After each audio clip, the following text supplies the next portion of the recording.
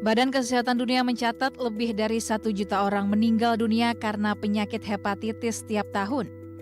Pada 2019 terdapat 298 juta orang terinfeksi hepatitis B dan 58 juta orang terinfeksi hepatitis C. Kementerian Kesehatan pun mengimbau masyarakat untuk meningkatkan kesadaran terhadap penyakit yang menyerang organ hati ini. Salam sejahtera untuk kita semua. Hepatitis masih menjadi salah satu masalah kesehatan masyarakat yang cukup besar di Indonesia. Penting bagi kita semua untuk mengenal lebih dalam mengenai penyakit ini, mulai dari cara penularannya, gejala yang harus diwaspadai, hingga langkah-langkah pencegahan maupun pengobatannya. Mari kita simak bersama video berikut ini untuk memahami lebih jauh tentang hepatitis dan bagaimana peran kita bersama dalam menanggulangi penyebarannya demi mencapai target eliminasi hepatitis 2030. Terima kasih.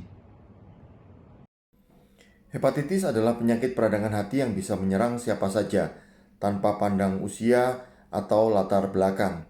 Banyak orang belum menyadari bahwa hepatitis memiliki berbagai jenis, dengan cara penularan, gejala, dan dampak yang berbeda-beda. Dalam segmen ini, mari kita kenali lebih dalam mengenai apa itu hepatitis, jenis-jenisnya, gejala, dan komplikasi serius yang bisa terjadi bila tidak kita tangani dengan baik. Dengan memahami dasar penyakit ini, kita bisa lebih waspada dan mengambil langkah pencegahan sedini mungkin. Apa itu hepatitis? Hepatitis adalah peradangan hati. Hepatitis dapat disebabkan oleh virus, penggunaan alkohol, autoimun, paparan racun, perlemakan, ataupun hepatitis pada bayi baru lahir.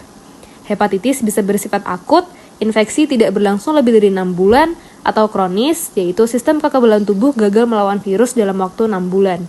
Kebanyakan orang yang menderita hepatitis kronis tidak menyadarinya.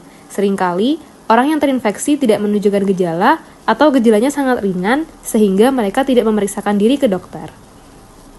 Hepatitis bisa dibedakan menjadi beberapa macam berdasarkan penyebabnya, antara lain hepatitis viral yang disebabkan oleh virus, hepatitis autoimun akibat penyakit autoimun, hepatitis neonatal yang terjadi pada bayi baru lahir, hepatitis alkoholik akibat konsumsi alkohol yang berlebihan, hepatitis perlemakan hati karena penumpukan lemak di hati, hepatitis akibat obat, hepatitis akibat paparan zat beracun.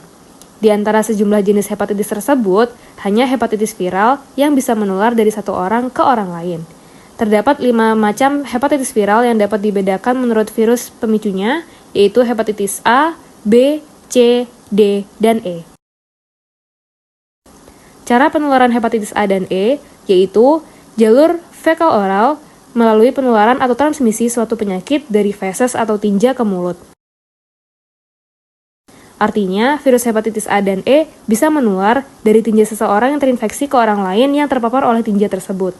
Contohnya, orang yang sakit hepatitis A atau E buang air besar, lalu tidak bersih mencuci tangannya, kemudian memegang makanan dan memberikannya kepada orang lain.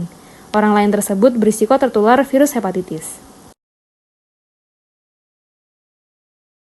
Hepatitis B dan D sangat mudah menular lewat cairan tubuh orang terinfeksi. Di Amerika Serikat, hampir 2/3 kasus hepatitis B akut terjadi karena paparan seksual. Adapun hepatitis C lebih sering menular lewat kontak darah. Artinya, cara penularan hepatitis jenis ini adalah melalui darah yang terkontaminasi virus tersebut. Gejala dan komplikasi. Gejalanya meliputi kelelahan, perasaan umum tidak sehat atau malaise, gejala seperti flu, misalnya sakit kepala, nyeri otot, dan demam ringan, kurang nafsu makan, penurunan berat badan, mual dan muntah, sakit perut, penyakit kuning, diare, gatal pada kulit, urin berwarna teh atau gelap.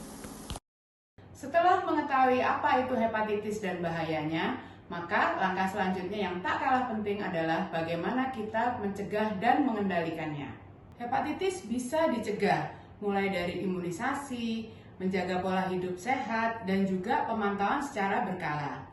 Yang menjadi sangat penting adalah terutama bagi ibu hamil, karena hepatitis itu bisa ditularkan mulai dari proses kehamilan hingga persalinan. Mari kita pelajari upaya pencegahan apa saja yang bisa kita lakukan dan bagaimana perhatian khusus terutama pada ibu hamil agar kita bisa memutus rantai penularan hepatitis sejak dini.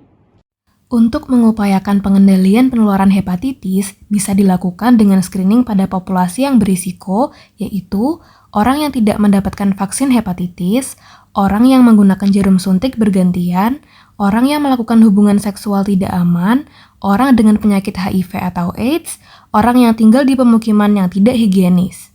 Adapun cara mencegah hepatitis bisa dilakukan dengan selamat. S. Steril alat medis dan tato, karena hepatitis B, C, dan D bisa menular lewat jarum yang terkontaminasi. E. Edukasi dan vaksinasi hepatitis A dan B, edukasi diri dan lingkungan tentang hepatitis, dan lakukan vaksinasi untuk virus hepatitis A dan B. L. Lebih baik cuci tangan dan jaga sanitasi, karena hepatitis A dan E bisa menular secara tinja mulut. Tinja mulut sendiri bisa berarti pengidap hepatitis setelah menyentuh tinjanya tidak bersih ketika mencuci tangan sehingga bisa menular melalui benda ataupun makanan yang pada akhirnya kita konsumsi. A. Aman hubungan seksual. Hepatitis B, C, dan D dapat menular lewat cairan tubuh.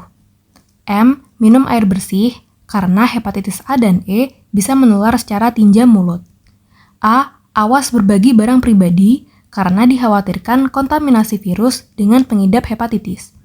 T. Tidak gunakan narkoba karena pengguna narkoba memiliki faktor risiko tinggi terkena hepatitis. Hepatitis pada ibu hamil. Hepatitis pada ibu hamil adalah infeksi serius yang menyerang organ hati ibu hamil. Mayoritas hepatitis pada ibu hamil disebabkan oleh virus hepatitis B. Virus hepatitis akan merusak organ hati dan menimbulkan peradangan. Selain mengganggu kesehatan organ hati si ibu, virus hepatitis juga dapat menular kepada bayi dan menyebabkan bayi lahir dengan risiko mengalami gangguan hati yang lebih tinggi, yaitu seperti hepatitis kronis, sirrosis hati, bahkan hingga kanker hati. Gejala hepatitis pada ibu hamil serupa dengan gejala kehamilan seperti mual, tubuh yang lemas, dan nafsu makan berkurang karena morning sickness. Akibatnya, penyakit hepatitis pada ibu hamil seringkali tidak terdeteksi di awal virus menginfeksi tubuh ibu hamil. Satu-satunya cara memastikan kondisi ini adalah dengan kontrol kehamilan secara rutin ke dokter. Pengendalian hepatitis tidak bisa dilakukan sendiri. Dibutuhkan sistem yang baik dan kolaborasi dari berbagai pihak, termasuk masyarakat. Salah satu hal penting dalam pengendalian ini adalah mengetahui alur rujukan pelayanan hepatitis, agar pasien mendapatkan penanganan tepat, cepat, dan berjenjang. Tak kalah penting, kader kesehatan berperan sebagai ujung tombak di lapangan. Kader menjadi penghubung antara masyarakat dan layanan kesehatan, serta berperan aktif dalam edukasi dan pemantauan. Mari kita pahami bersama bagaimana alur rujukan bekerja dan seperti apa peran penting kader dalam upaya mewujudkan eliminasi hepatitis tahun 2030. Alur rujukan hepatitis. Pertama-tama, kader kesehatan akan membantu menemukan kasus yang berada di tengah masyarakat. Kader kesehatan akan mengarahkan untuk melakukan pemeriksaan lebih lanjut ke dokter. Kemudian, pasien menuju FKTP atau fasilitas kesehatan tingkat pertama, yaitu puskesmas atau klinik, untuk melakukan deteksi dini dengan tes HBsAg dan anti-HCV. Jika hasilnya non-reaktif, maka pasien akan diberi edukasi dan dilakukan pemantauan untuk mengendalikan risiko penularan. Namun jika hasil reaktif, maka pasien dirujuk ke FKRTL atau Fasilitas Kesehatan Rujukan Tingkat Lanjut untuk konfirmasi diagnosis, pemeriksaan lanjutan seperti fase penyakit, genotip, dan biopsi hati, lalu penentuan terapi sesuai dengan pedoman. Setelah itu dilakukan umpan balik kepada FKTP agar pasien tetap dipantau di dekat tempat tinggalnya. Khusus pada ibu hamil, deteksi dini dilakukan di FKTP, lalu dirujuk ke FKRTL. Persalinan tetap bisa dilakukan di puskesmas apabila tidak terdapat komplikasi. Kemudian bayi diperiksa pada usia 9-12 bulan. Apabila bayi menunjukkan hasil reaktif, maka dirujuk ke FKRTL. Peran kader kesehatan. Untuk keberhasilan program menuju bebas hepatitis tahun 2030, maka kader berperan dalam penemuan kasus hepatitis, notifikasi pasangan dan anak dari pasien, dan promosi serta edukasi tentang hepatitis. Peran kader dalam penemuan kasus hepatitis adalah langkah awal yang penting dalam program eliminasi hepatitis pada tahun 2030. Kegiatan ini diawali dari penjangkauan dan deteksi dini pada kelompok populasi berisiko yang kemudian dilanjutkan dengan pemeriksaan laboratorium untuk memastikan status hepatitisnya. Strategi penemuan kasusnya ada 2, yaitu penemuan kasus berbasis fasilitas pelayanan kesehatan atau Fasyankes dan juga penemuan kasus berbasis masyarakat.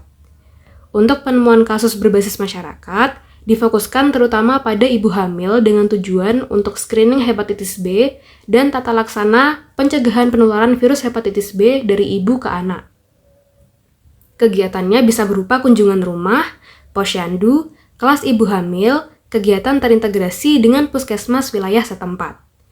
Peran kader sangat penting dalam menjangkau ibu hamil agar dapat dilakukan pemeriksaan sejak dini sehingga dapat mencegah penularan hepatitis B kepada bayi.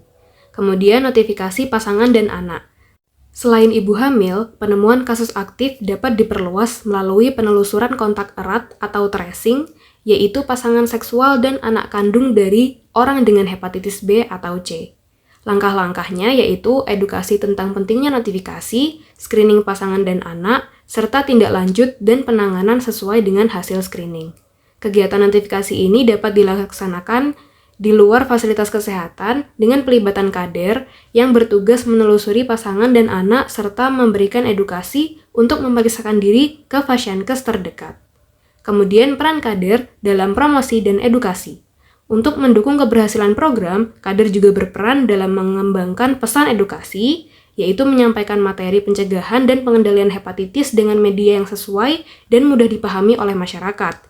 Lalu, pelaksanaan promosi kesehatan, yaitu menyampaikan komunikasi, informasi, dan edukasi atau KIE, serta menggerakkan masyarakat melalui keterlibatan aktif kader kesehatan. Terima kasih telah menyimak video edukasi tentang hepatitis ini. Kita telah belajar bahwa pencegahan mulai dari hal-hal yang sederhana, menjaga kebersihan diri, memastikan imunisasi sudah lengkap, melakukan screening skala berkala terhadap ibu hamil, dan mengikuti rujukan apabila diperlukan. Mari kita semua berperan dari individu, keluarga, hingga komunitas dalam upaya bersama menuju Indonesia bebas hepatitis. Karena dengan langkah kecil yang konsisten, kita bisa wujudkan perubahan yang besar. Mari kita wujudkan eliminasi hepatitis tahun 2030.